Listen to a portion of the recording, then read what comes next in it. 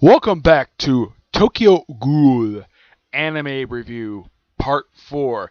This one I'm reviewing the live action film that came out just last year. Yep, in July of last year they released a live action adaptation of Tokyo Ghoul. This particular film is really good. Yep, it is really good. Like for sure Kenshin, this film has so much respect for the original source material. I mean, yeah, if you watch the film and if you read the manga and watched the anime, there are changes here and there, but if it flows really well. I mean, there were some changes. I mean, yeah, some characters' hair color are different. Like Toka's is black, and Rise's hair, who appears in the film for a good about first 10 minutes of the film, and her her storyline in the film is pretty much very accurate to how she's depicted in the manga anime, though they don't show her actually eating anybody prior to that. No, when the anime first opened up, it showed her when she's butt naked and she's eating up like a half a dozen guys. Here, when they introduce her, it's different. Okay, now how Kenshin meets her in the movie is that him and Hyde are fighting over, or tugging over this book, and the book just happens to land right in front of Rise. And that's pretty much how they meet. And I gotta say, the actress who played Rise did a fantastic job with the role. Yeah, it's very accurate to how she's depicted in the manga. I mean, she's an avid reader, and though they do cut out the thing where Kenshin mentions that he was gonna take her on a date to the bookstore. Here they just go to like some small cafe, have a good meal, and pretty much it falls. Though they do also cut up the question of Rise asking Kenshin to walk her home, and he just casually this is one of the few times they do this where they don't exactly what I do like ask or whatever, or just to explain a scene transition.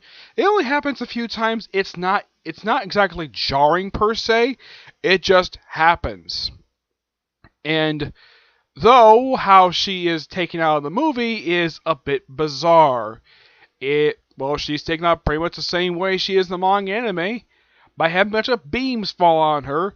Though here the beams are just randomly near a building, and things just happily fall down. Though in the manga and anime, it was a construction site. Here, it's just some random building that's under construction that looks like partially finished, and the beam just happened to fall just by sheer coincidence. My personal guess is the reason why this particular scene a bit lackluster is because they probably wanted to do something different, and this is just an okay interpretation. At least she's still crushed by beams, though. They do something different with this part. They actually show her hand from underneath one of the beams, and the actual blood, and it's near like a stairway per se. And then, of course, Kenshin wakes up in the hospital, and he does know about Rise's organs being transferred into him. Though in the manga, I think in the anime, he finds out a little bit later per se about the whole organ. He does find out a little bit here and there. It's hinted that he does know. Here, he's pretty much told, yeah, he had an organ transplant. And, well, yeah. Oh, I should point out, though, and this is something I was very happy to see, is that whenever the eyes for the ghouls transfer to black, it is very accurate to how it's done in the anime. Though it's not really shown exactly that well in the manga, but in the film, it is done really well. I did hear a complaint that the kaneki, the little things that come out the characters' backs, they think they didn't look too good. Me, I thought they looked really good. The ones they actually showed in the film for the characters who actually does have them. Yeah, and they're very accurate to how they are in the manga and the anime. Yeah, everybody's accurate. I mean, there's not much change here and there. I mean, all the characters are very accurate. How they look, act, and personality is very much the same. Which, I can't say that much for a lot of manga and anime adaptations in live action. Case in point, Dragon Revolution, where they got a lot of stuff wrong. Here, they got a lot of stuff right. Well, the Anaku, the coffee shop, they did do a change this one. The layout is very similar to that how it is in the manga anime, though here they actually put up a step for the bar, which I don't have a problem with this change. It's an okay change. At least you can say this is the Anaku. Yeah, looking at it, it's definitely the Anaku, despite the fact they added a step for the bar, and the fact that coffee shop, it looks a little bit bigger than it does in the manga anime. Yeah, it's a little bit bigger, but hey. Though they do make one change to coffee shop that I thought was a little weird. Now, in the manga anime, there is a door behind the bar that says staff only, and there's a stairway that leads to the apartment upstairs. Here, they don't really show that door at all, which I'm like, that was a little bizarre. Yeah, it's a bit odd they took that out. Yeah. There's 200 times whenever they go to a particular place and they don't have a line of dialogue to kind of explain it. In this one, like when Kaneki and Yano go to get a suicide victim to make parts out of for food, it just cuts like, oh, it just cut like, oh, they're there for that. Okay, there's no line of dialogue that now they do introduce some prior to this, which they do change exactly how he meets Toka, like how he sort of like the scene where he kind of encounters Nagashi is pretty much the same as is depicted in the manga anime, though Toka doesn't shove an arm in his mouth like she does in the manga anime. Yeah, it's a slight change, but it's like, you want this? He's like, no, he runs away. Then later he does come back and he tries to, well, ask her for help, and of course, Yamachu, the owner of the manager of Anaku, I don't know, I think he's supposed to be the owner as well, though it's never specifically stated. There's one character I think is supposed to be the Devil Ape, but they don't say that he is Devil Ape at all. I mean, yeah, you don't see him very much. I mean, a lot of the other staff members at the Anaku don't get much character in this film. Yeah, him and the woman who was supposed to be the Black Rabbit. I think it's really a dark black rabbit. I'm not really sure, but yeah, they're there, but they don't do much of anything. Yeah, that's the only thing bit disappointing about this film is that those two characters, despite the fact, yes, they are pretty much accurate to how depicted in the manga anime, though Devil Ape is supposed to be taller than Kaneki, and yet the actor who portrays him is shorter than he is, which I'm like, that's a little odd. He's still bulky, but he's shorter, which I'm like, that's odd, but it's a minor complaint. The other waitress, there's nothing really much to the character at all. We don't. I think this is supposed to be the other waitress who actually works for the Anaku, but it's never stated at all. From what I can tell for this particular film, it's a straight up adaptation of, from what I can tell, probably about the first four trades of Tokyo Ghoul. Very, very well translated, though they do change locations here and there of how characters do their fight scenes, but it's very similar. I mean, yeah, despite the changes, it flows really well. The changes I don't have a really big problem with. Now, the film itself is roughly 2 hours. Yeah, Toka, as far as I can tell, is very accurate to how she's picked the manga, with the exception of her hair. Yeah, she's very accurate. And also, they do make one major change they do make from the manga to the film, is that in the anime and manga, Yomo is the one who trains Kenshi how to fight. In the film, it's Toka. I don't have a problem with this change, probably because that it kind of makes more sense to have someone who is going to work alongside with to teach him how to fight. Okay, fine. And it's a great training montage they do in the film, which I do appreciate the fact they actually do this, because in the anime, it's a brief thing, and then all of a sudden he kind of knows how to fight. Here, it's a quick montage, but yeah, this is one thing I'm glad they changed, because yeah, his training was just mostly off screen, and in the case of the manga, off panel. Here, it's perfectly fine. It's a great way to do it. Yeah. As for the CCG, their headquarters, their interior is very accurate to how it's back in the manga and the anime. There's no changes to it at all, which I do appreciate for that. Ama and Mango are very accurate. I mean, Mondo's got the long white hair, the coat, he's still very creepy and very obsessive over ghouls. Yeah, I'm glad the fact the actor who portrayed him did a fantastic job of recreating the character from the manga anime really well. Armon, there's not much to the character, but you can definitely say, yes, this is Armon. The fact that he gets a little bit of hero worship, though they do take out one character who actually is in the manga and the anime. Yeah, there's another character who works with them, who's kind of like a desk person. Yeah, for some reason he's not in the film. I don't know why, but the glasses guy is there. And like in the manga anime, he's killed by Toka, though he's killed slightly differently in the film. In the manga and anime, he gets his face sliced down the middle. In the movie, he gets like pieces of Toka's kaneki in his head. Which, okay, fine, whatever. I was supposed to mention that Natsu's fight with Kaneki is in a different location than it is in the manga and anime. In the manga and anime, they fight in an alleyway. Here, they fight in Kaneki's. I'd say this is supposed to be his apartment, but it's completely different to how. Oh yeah, his girlfriend is seen in here very briefly. Though when he's first seen with her, he's having sex with her in front of his computer. Here they just have him in the chair and they're just randomly having sex. Yeah, they changed the spot in the and they also gave sort of like his room a second floor, which was a little odd, and they're like little trophy stuff here and there. In the manga anime, it's not much of a room. It's not much. It's very bland. Here, I actually like this change because this gives more the guy more character. And of course, after the scene, the character is never seen again. This is only one of 2 times the character is seen. Yeah, this is one thing I thought was a little odd. It's like, oh, he got away instead of like taking him to the hospital like they did in the manga and anime. Also, he's not stabbed in the gut by Kaneki like he is in the manga and anime, which is a little odd. But hey, they had to make changes here and there. But yeah, though I can tell definitely that's supposed to be his girlfriend because I remember from the anime manga. Not much of the manga. The anime, they do show his character later, and this definitely is his girlfriend, and she does know that he's a ghoul. But in the case of this film, she looks like, if you watch the film without reading the manga or watching the anime, oh, it's just Nanaki having sex with a random woman. Yeah, they don't give her name, but this character is supposed to be his girlfriend. Yep. Let's see. Oh yeah, and as for the final fight with between where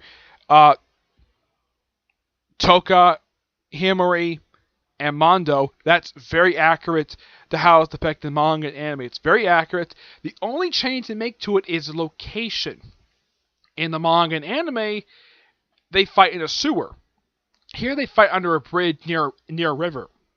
And kind of gets away with Armon is in a completely different location. In the anime, it's near the very same riverbed in a way, but the one in the case of that one, yeah, it's near riverbed, and they fight for a good long while. And he's put his hands out like this, where he's trying to block the attack. He still bites him here in the film, but he's a little more crazy. Though he's a lot better. He fights a lot better in the movie than he does in the anime. In the anime, his fighting style is very sloppy. Here, he's a lot more well defined. His kaneki is very well used in the film. Though I should point this out that when Rise used this thing, this is of course hers. She had 4 arms with this one. It kind of reminded me of Dr. Octopus, how they did him in Spider-Man 2, because she kept flopping around. And when Kaneki used it, it had 3 arms. I don't know why they decided to do that for. Yeah, in the manga and anime, it's only 2 arms. So I get the reason why they changed it to 4, because they wanted something very scary. I get the reason for this change. It's a fine change. I don't have a problem with it at all. Let's see. Himari's relationship with Kaneki is very similar. They don't really touch upon it. They develop it really well. It's more like a brother and sister relationship like it is in manga and anime, which, hey, you got appreciated for that. Toka's best friend is in the film for like 1 scene, and she gives her the chicken dumplings. Yep. Though in the anime, she eats it at the school she goes to. In the film, she eats it in the coffee shop, and of course she starts vomiting in the coffee shop's bathroom, and she still has a bottle of water with her. And of course, they do mention in the film why ghouls drink coffee. Yeah, they do mention it's like the owner mentions like, for some reason we can drink coffee, but we can't drink hardly anything else. Though Toka's seen drinking water per se, but yeah. I'm glad they gave that an explanation, because it's like in the anime, it's like, okay, we drink.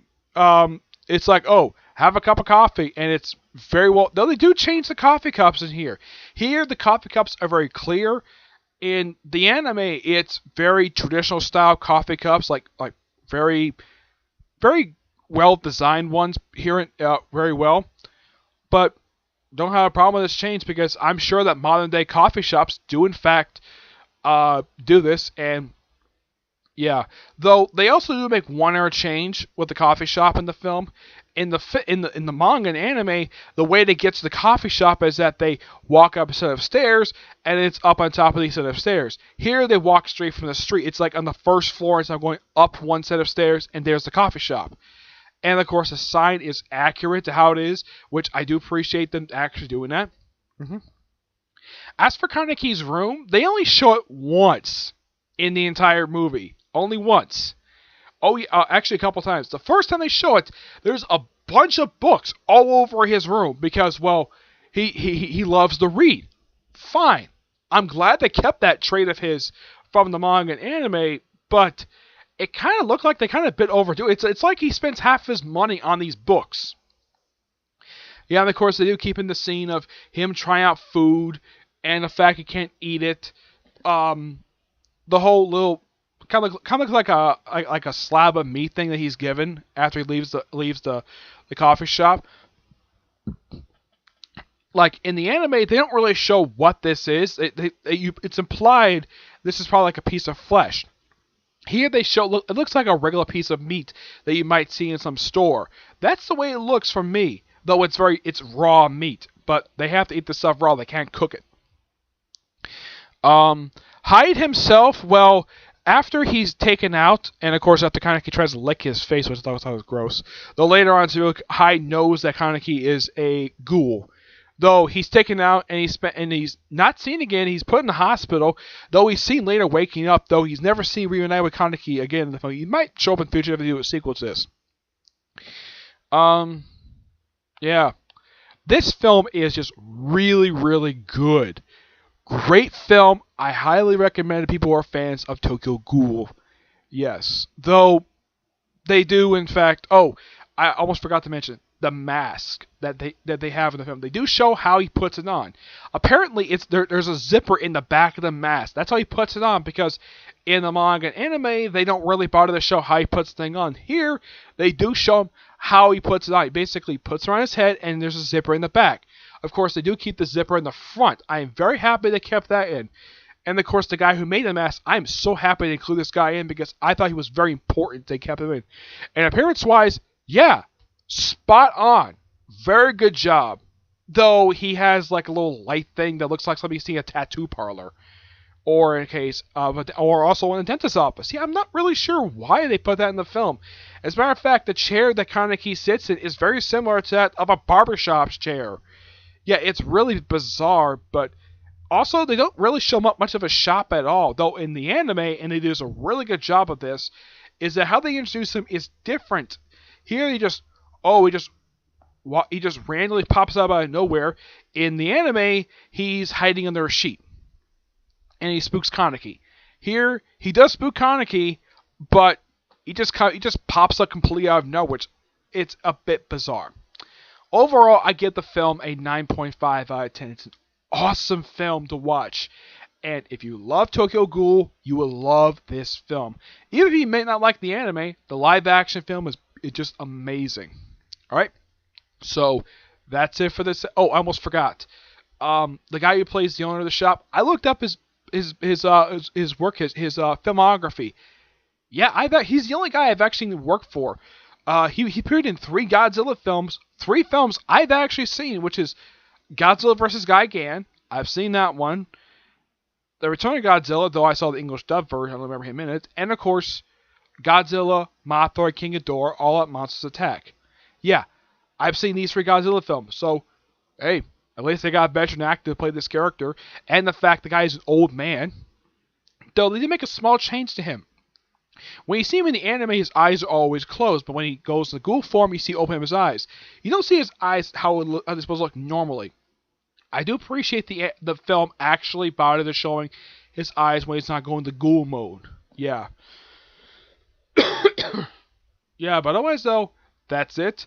So, stay tuned whenever I get a chance to do a video of this. I'll probably do a special. I'm going to be doing the review of the reviewing the manga and of course light novels when I get a chance to get hands on them, and of course when the anime comes back in April. All right, so until I see you in my next video. Bye.